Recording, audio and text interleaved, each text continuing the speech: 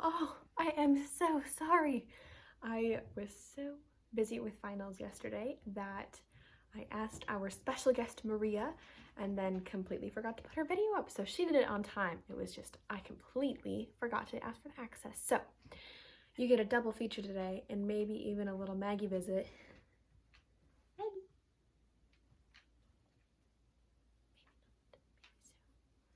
Yes, she wanted to say hi this time.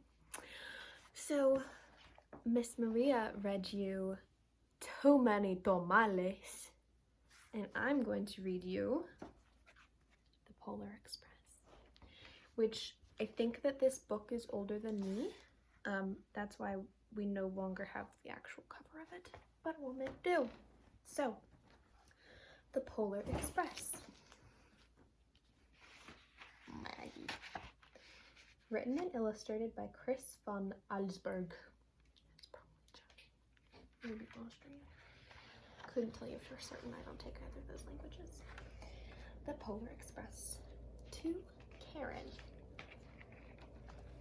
May. I appreciate it. Thank you. And come sit. Yeah. On Christmas Eve many years ago, I lay quietly in my bed. I did not rustle the sheets. I breathed slowly and silently. I was listening for a sound a friend had told me I'd never hear. The ringing bells of Santa's sleigh. There is no Santa, my friend had insisted, but I knew he was wrong. Late that night, I did hear sounds, though not of ringing bells. From outside came the sounds of hissing steam and squeaking metal. I looked through my window and saw a train standing perfectly in front of my house.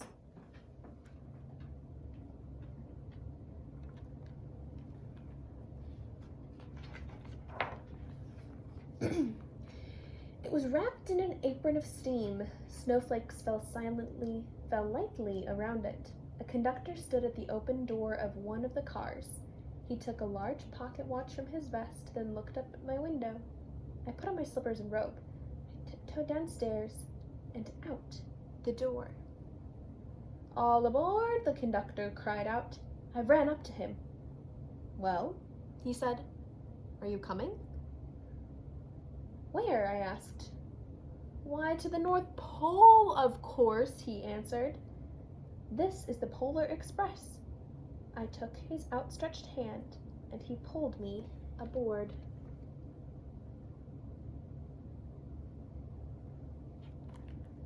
I don't want to go aboard.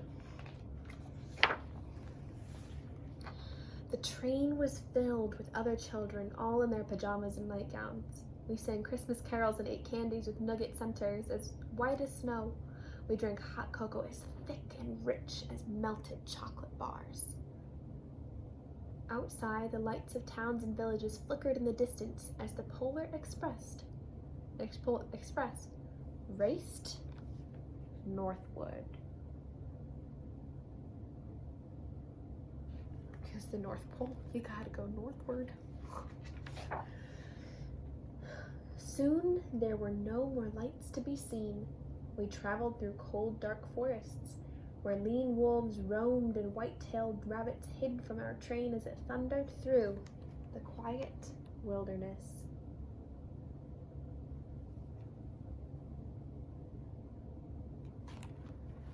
There's some wolves there.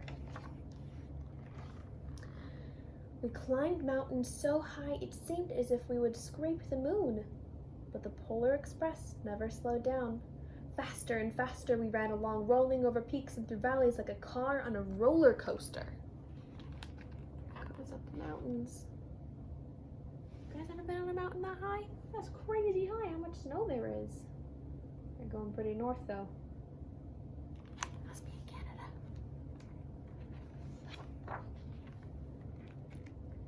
The mountains turned into hills, the hills to snow-covered plains. We crossed a barren desert of ice, the great polar ice cap. Lights appeared in the distance. They looked like the lights of a strange ocean liner sailing on a frozen sea. There, said the conductor, is the North Pole.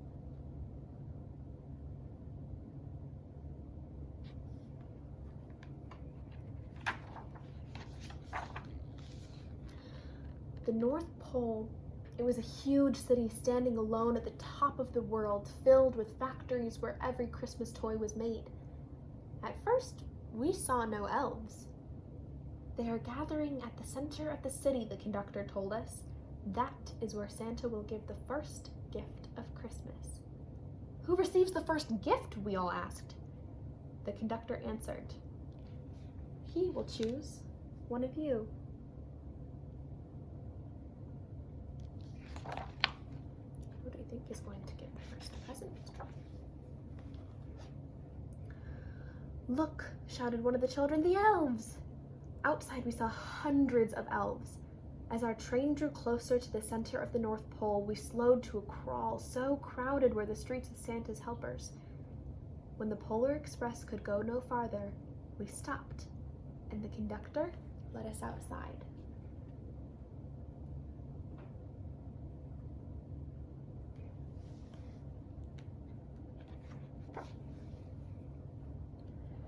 We pressed through the crowd to the edge of a large open circle. In front of us stood Santa's sleigh. The reindeer were excited. They pranced and paced, ringing the silver sleigh bells that hung from their harnesses. It was a magical sound like nothing I'd ever heard. Across the circle, the elves moved apart, and Santa Claus appeared. The elves cheered wildly.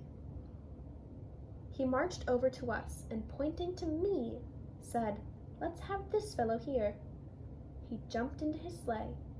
The conductor handed me up. I sat on Santa's knee and he asked, "Now, what would you like for Christmas?" There he is, the man with the sleigh. What do you think he's going to ask for Christmas? I wonder. I knew that I could have any gift I could imagine, but for the thing I wanted most for Christmas was not inside Santa's giant bag. What I wanted more than anything was one silver bell from Santa's sleigh. When I asked, Santa smiled. Then he gave me a hug and told an elf to cut a bell from a reindeer's harness. The elf tossed it up to Santa. He stood holding the bell high above him, and he called out, "The first gift of Christmas." Let's get the little bell. Such a small little bell. All the reindeer. Probably Dancer and Prancer and Dasher, Vixen, Comet and Cupid, Donner, Blitzen, Rudolph might even be on there. A clock struck midnight as the elves roared their approval. Santa handed the bell to me and I put it in my bathrobe pocket. The conductor helped me down from the sleigh. Santa shouted the reindeers' names and cracked his whip. His team charged forward and climbed into the air. Santa circled once above us, then disappeared in the cold, dark, polar sky. Here goes. It's almost like they're in New York. It's Times Square. It's not good for COVID, though. As soon as we were back inside the Polar Express, the other children asked to see the bell. I reached into my pocket, but the only thing I felt was a hole. I had lost the silver bell from Santa Claus's sleigh. "Let's hurry outside and look around for it," one of the children said. But the train gave a sudden lurch and started moving. We were on our way home. Oh, without the bell. Poor main character.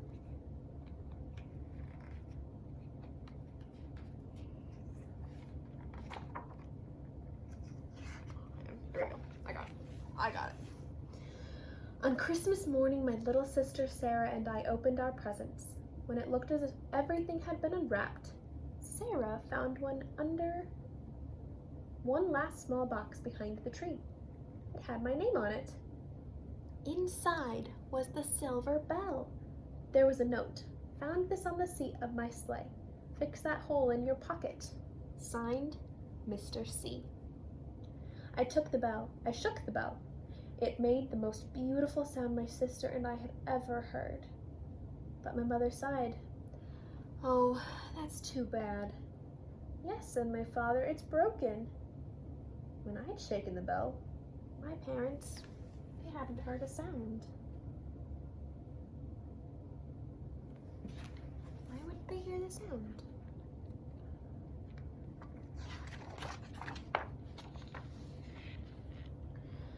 At one time, most of my friends could hear the bell, but as years passed, it fell silent for all of them.